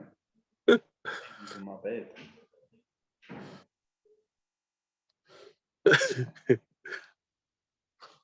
I'm the one that's got to get up in the morning and go work for a fucking living, But no, you've not to sleep. I don't have to go up tomorrow morning, thankfully. Otherwise, I would be drinking this shit, Or talking to me. Yeah. exactly. as much as you like me. I would have been in my bed, 2 hours ago. Here's the boss back. Yeah, Do you want to say hello? there's It's that. Kieran. Emma? Kieran. Oh, yeah, then I'll say hello. Hello. Hello, boss woman. How you doing? That'll be Miss Boss Woman to you. It's the middle of summer. We've got almost every window in the house open.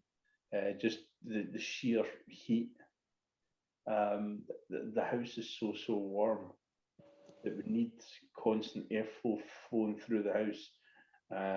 And Isla's running about in Excuse me? long woolen pajamas, hoodie type pajamas. Excuse me, did you call me Isla? Isla. That's Miss Boss Girl to you. What it? To mess up. You're fired. You're not 18 yet. You can't be a member of this party that makes these decisions. Excuse me, I do not care.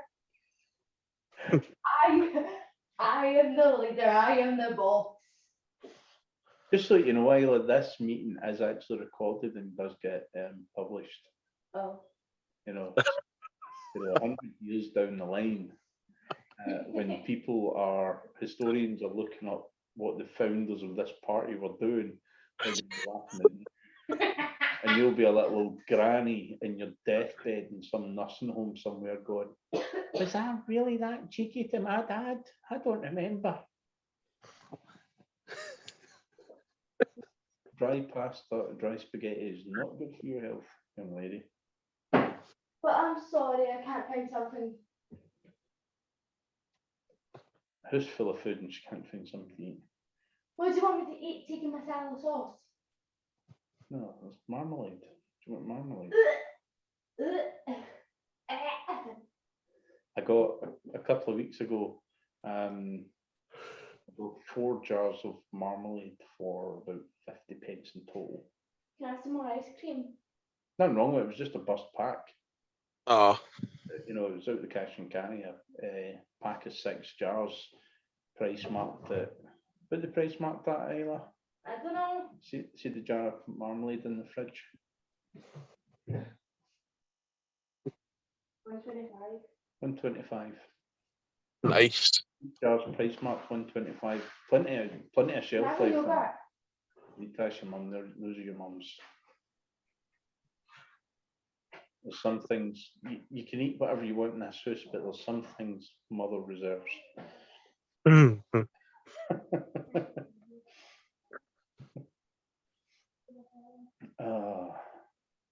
So, yeah, but I was just talking about the publicity.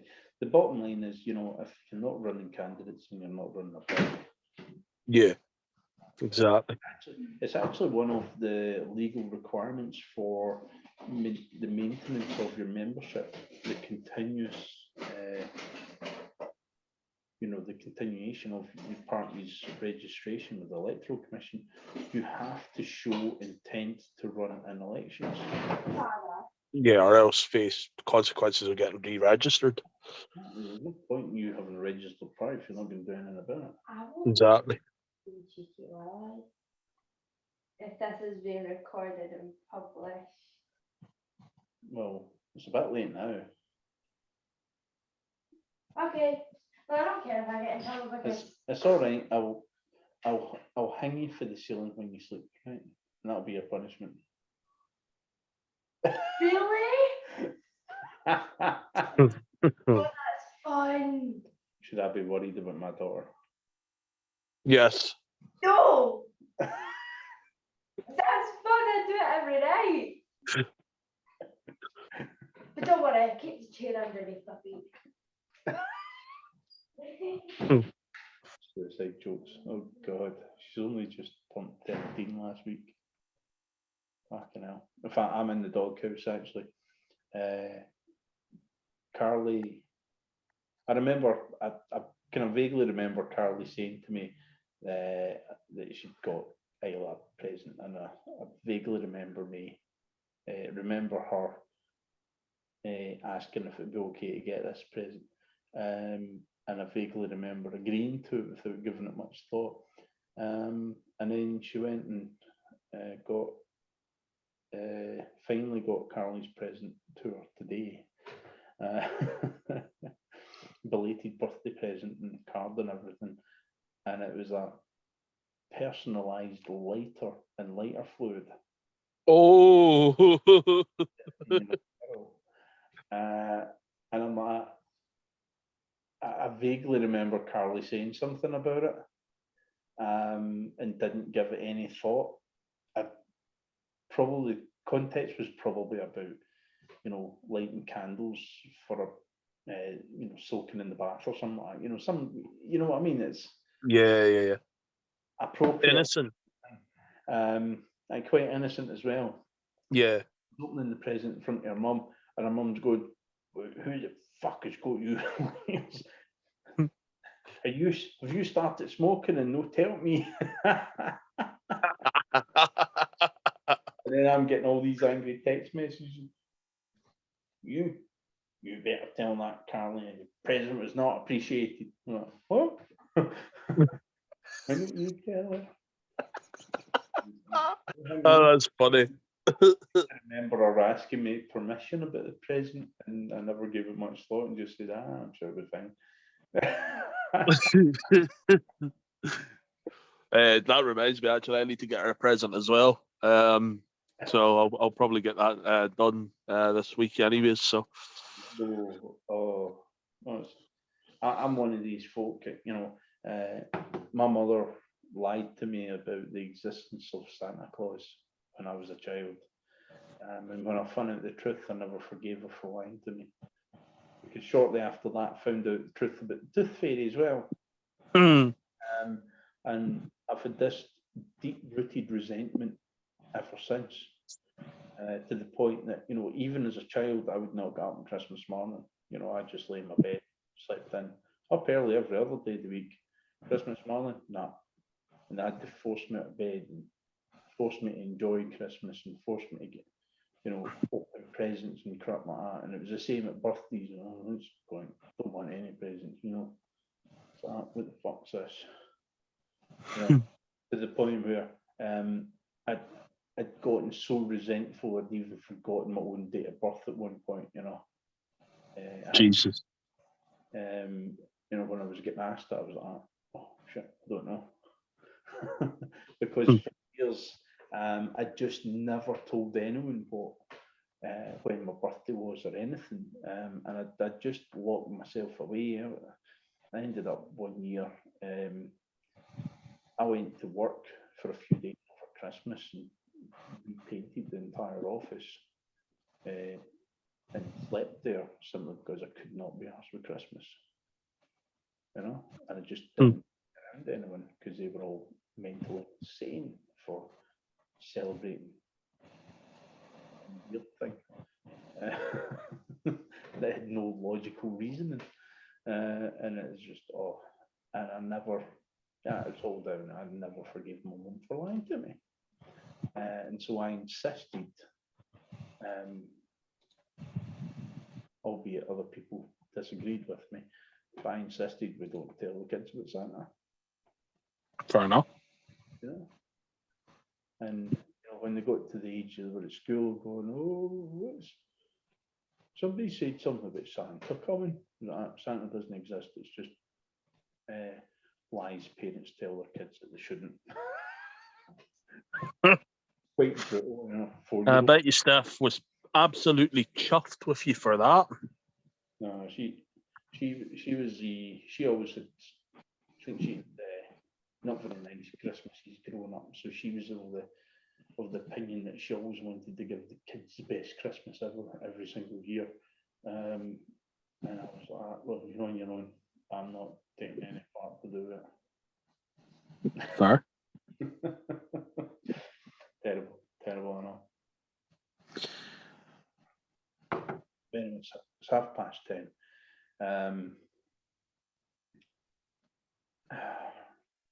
We carry this on tomorrow night.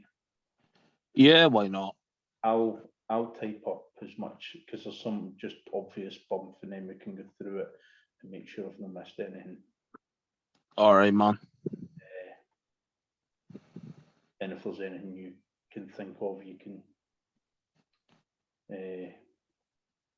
Chip in. I think that's actually Yeah. Aye, not a problem, man. arrived at the front door for Steph, so round the clock weekend care sometimes. But I put in that bit, ending a membership, and that's like for both ways. So it's how a member can end a membership, but also how the party can end a membership. And that might just be some, as I said in the group chat, I know we want to keep, sacking of them, the banning of a member to be virtually impossible, but we still need very specific terms. So it might be that a member dies, so we have to end the membership on Yeah. that technicality and stuff like that. And these little things, mentally incapable of understanding the constitution that they're signing up to, the membership agreement that they're signing up to. So if they're not mentally capable, if they're no longer mentally capable, they've got Alzheimer's or something, and the relatives are asking for the membership to be terminated on those grounds, then I have to just cancel the direct debit.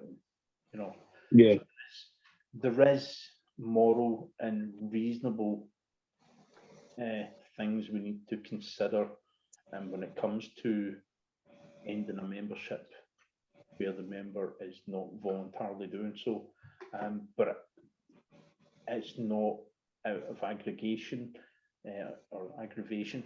It's not out of Malice. or malice or anything like that. So I think, and it's more because what happened with SLP was that they didn't have these rules in place to act as guidelines, so they made the rules up as they went along. Yeah. That's been the big thing. They didn't have the written code of conduct, and there was nothing in the constitution. Father, you have a question. Am I allowed to stay in Mitchell's room, please? So I'm just staying up all night. Better not be. I'll be waking you up in the morning to go shopping. You can't go shopping in that shop. What shop? The shop that you're planning on going to. All right. Of course, no. Aye. Under 16s are not allowed in the shop that I'm going to. Oh. Would you like to try some? Ugh. Last time I tried that, it burned down my throat. Okay. Just touch it to your lips. It burns. Dad, why would you do that? Why would you do that? Antics of the founding members. I can just imagine the laughs that the historians 100 years from now are going to be like, did he really give a child alcohol? That is obnoxious. I hate you. His statue or blue plaque should be demolished because Water. tap. There's glasses where the glasses are kept. That's the hot water. Turn it around, that's better. Yeah, we can call it a night there if you like, mate. And then we'll pick it up again tomorrow. 8 o'clock, same time, yeah. Not too late because I'm up at 4 again in the morning to go driving. So All right, maybe make a wee bit earlier then. Maybe make about 5, 6 o'clock. we could do 6. 6. It's up to you if you want to come up. If you get time, come up for dinner as well. And we can discuss it all over dinner and open up a Zoom call so that if anyone's not here, but see tomorrow if you're available. Probably won't be up tomorrow. However, I may be able to come up on Monday or Tuesday after work. Monday or Tuesday's fine. I think Wednesday I'm on my way to Aberdeen. Right, okay, that's So fine. Wednesday. Bye bye. See you. Right, Dad, I will never forgive you I'll for just save that. this. Perfect, man. Well, I'll head off to now. All right, mate. No worries. Okay. Enjoy yourself. All right. Thank you. See you, mate.